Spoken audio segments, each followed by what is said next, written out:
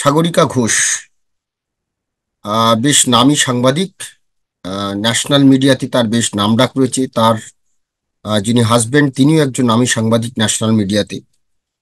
তো যারা সাংবাদিকতা করেন তারা সাগরিকা ঘোষকে জানেন। তিনি সম্প্রতি তৃণমূলের রাজ্যসভার টিকিট পেয়েছেন, এখনো নির্বাচিত হননি, কিন্তু তার আগে তিনি সন্দেশখালীর ঘটনাকে রাজনৈতিক রং লাগিয়ে দিলেন। তিনি বলছেন যে এটা বিজেপি চক্রান্ত। তিনি কি বলছেন সমাজ মাধ্যমে আজকে তিনি লিখেছেন, it is unfortunate and despicable that at the rate BJP for India is targeting at the rate AITC official government in Bengal by politicizing incidents at Sandesh Khali. It's a well orchestrated exercise before the Lok Sabha polls against the one CM who is standing up to them. At the rate Mamata official has already made it clear that there will be zero tolerance for crimes against women and there will be through investigation. No party has done as much for women as TMC with welfare schemes and women's representation. This is in contrast to BJP's silence during the women wrestlers protest and incidents of heinous assault in BJP ruled UP. 83 lakh women have benefited from Bengal's Kanyastree scheme. For BJP to call for president's rule in Bengal clearly reveals its intent to destabilize a popular and deliver oriented government. বলছেন সাগরিকা ঘোষ। তিনি সমাজ মাধ্যমে এই ঘটনাটি তিনি লিখছেন।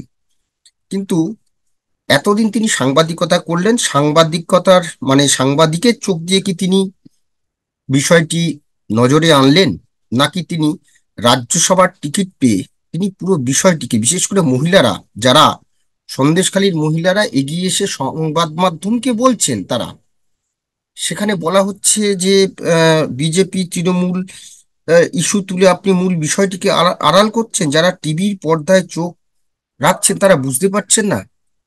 তো আজকে আমরা এই বিষয়টা নিয়েই আলোচনা করব যে তৃণমূলের টিকিট পেয়ে কি তিনি এই এই রাজনীতিক রং লাগিয়ে দিন। আমি বিপ্লব, আমার সঙ্গে রয়েছেন সাংবাদিক অরূপ কালী। অরূপদা, স্বাগত জানাচ্ছি। অরূপদা, সাগরিকা ঘোষ এখনো তো তিনি আহ, রাজ্যসভার সাংসদ নির্বাচিত হননি, তার মধ্যে তিনি পলিটিক্যাল গন্ধ খুঁজে পেলেন সন্দেশখালী ঘটনায়। তিনি কি মানে এতদিন সাংবাদিকের চোখে কথা বলতেন, মানে সাংবাদিকের চোখ দিয়ে কথা বলতেন, এখন কি তিনি রাজনীতির চোখ দিয়ে কথা বলছেন, কি বলবেন? উনি রাজনীতির তুমি যদি বলো জুতোতে পা গলিয়ে দিয়েছেন, পরিষ্কার বোঝা গেল। মানে এতদিন ধরে আমরা সাংবাদিকরা যেটা করি, প্রতিটা জিনিস আমরা সঠিক আর কি স্টোরি বা সঠিক কারণটা খুঁজে বার করার চেষ্টা করি। এবং আমাদের সাংবাদিক হিসাবে কাজ ইচ সাইড, তাদের খবরাখবর দেওয়া, বলা, এটা আমাদের আহ অন্যতম দায়িত্বের মধ্যে পড়ে। কিন্তু সাগরিকা ঘোষ যেটা করলেন, উনি খুব তাড়াতাড়ি, আমি দেখলাম, সাংবাদিকতার চশমাটা ছেড়ে উনি অনায়াসে পলিটিশিয়ানের চশমাটা উনি বসিয়ে নিয়েছেন। যদিও এখনো রাজ্যসভার সদস্য মনোনীত হননি, এখনো ভোট হয়নি, যদিও হবেন, কিন্তু উনি এখনো পর্যন্ত প্রার্থী, এর বেশি কিছু নয়। কিন্তু কি অনায়াসে উনি আর কি রাজনীতির জামাটা, রাজনৈতিক নেতার নেত্রীর জামাটা গায়ে গলিয়ে নিয়েছেন। এবং সেটা করতে গিয়ে উনি বেছে নিয়েছেন সন্দেশখালীকে, যে সন্দেশখালী ঘটনাকে আহ উনি নানাভাবে, আমার কাছে সাগরিকা ঘোষের কাছে আমার প্রশ্ন যে সন্দেশখালীর ঘটনাটা হয়েছে না হয়নি। উনি কোনো সময় বলেছেন কন্যাশ্রী খুব ভালো, কন্যাশ্রী যদি ভালো হয় তো ভালো, কোনো তার মধ্যে কোনো অসুবিধা নেই, যে এই সরকার মেয়েদের সঙ্গে আছে বা মেয়েদের তুলে আনার চেষ্টা করে, অলরাইট, খুব ভালো। কিন্তু তার মানে কি এই যে সন্দেশখালীর ঘটনাটা হয়নি? তার মানে তোই না। উনি বলছেন দিল্লির কুস্তিগীরদের সঙ্গে যৌন হয়রানি হচ্ছে, খুব খারাপ। কোনো শুভবুদ্ধি সম্পন্ন মানুষ সেটা পছন্দ করতে পারে না। তার মানে কি এটা যে সন্দেশখালীর ঘটনাটা ছোট্ট হয়ে যায়?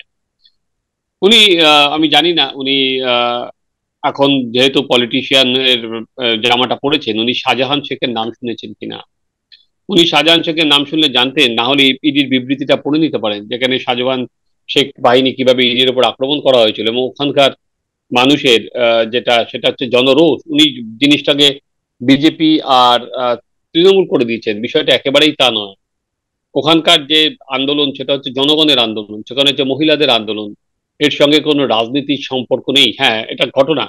দেখো, যে কোনো জিনিস, আজকে আমরা যখন সিঙ্গুরে রেখেছিলাম বা নন্দীগ্রামে রেখেছিলাম, এখান থেকে কিন্তু প্রথম প্রতিবাদটা জনগণ করেছিল, তারপরে স্বাভাবিকভাবে তৃণমূল কংগ্রেস বা অন্যান্য রাজনৈতিক দলও তাদের সাপোর্ট জানিয়েছে। তাহলে কি বলতে হবে যে সিঙ্গুরের আন্দোলন যে তৃণমূল পরিচালিত ছিল? কোনো সময় ছিল না। আর নন্দীগ্রামের আন্দোলনও ছিল, কারণ ওখানে অনেক আগে ভূমি উচ্ছেদ প্রতিরোধ কমিটি গঠিত হয়েছিল।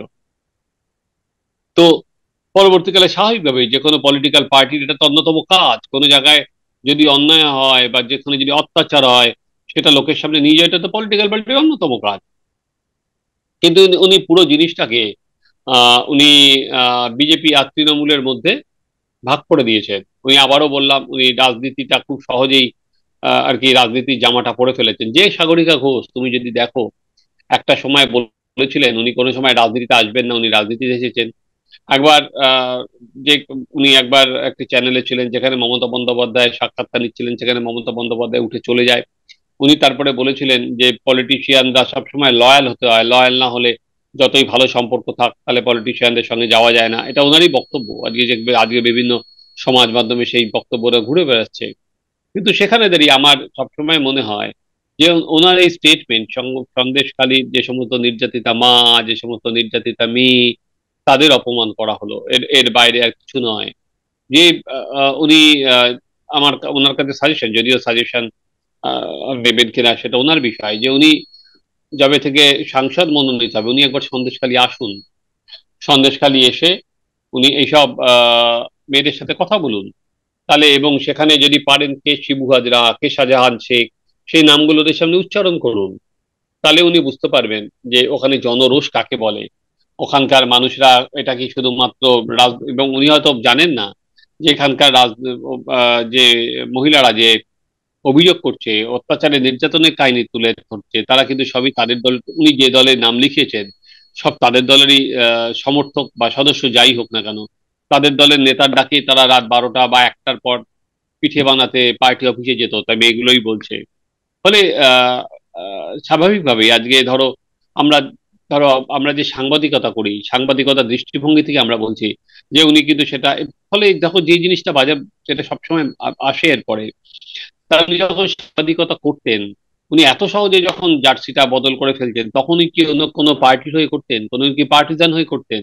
তাহলে আর কি একজন সাংবাদিক যখন মুখপাত্র হয় তখন এত সহজে যদি জামা বদল করতে পারেন, ফলে সাংবাদিকতার দৃষ্টিভঙ্গিতে কি উনি জিনিসটা সবসময় লক্ষ্য বা বিচার করতেন, নাকি তার মধ্যেও ওনার কোনো অন্য রাজনৈতিক মতাদর্শ বা রাজনৈতিক মতবাদ চলে আসতো ওনার লেখা? আজকে কিন্তু সেই প্রশ্নটাও বড় হয়ে উঠবে।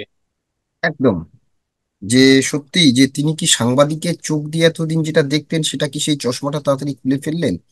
তিনি সন্দেশখালী, জানি না তিনি সন্দেশখালী এসেছেন কিনা, সেখানকার ভৌগোলিক যে পরিচিতি, সে ভৌগোলিক পরিচিতি সম্বন্ধে তিনি জানেন কিনা, এবং তিনি শেখ শাহজাহান, শিবু হাজরা, এই এই এই যাদের নাম উঠে আসছে তাদেরকে তিনি চেনেন কিনা, তারা কি করে, তারা আগে কি করতো, আগে কোন দল করতো, বা সেখানকার মানুষের যে বক্তব্য সত্যি কতটা ঠিক। তিনি ওনার মতন একজন সাংবাদিক এতদিন ছিলেন, তিনি সমাজ মাধ্যমে হঠাৎ করে এই কথাটা বলে দিলেন, তৃণমূল এবং বিজেপির মধ্যে বিষয়টাকে নিয়ে চলে এলেন।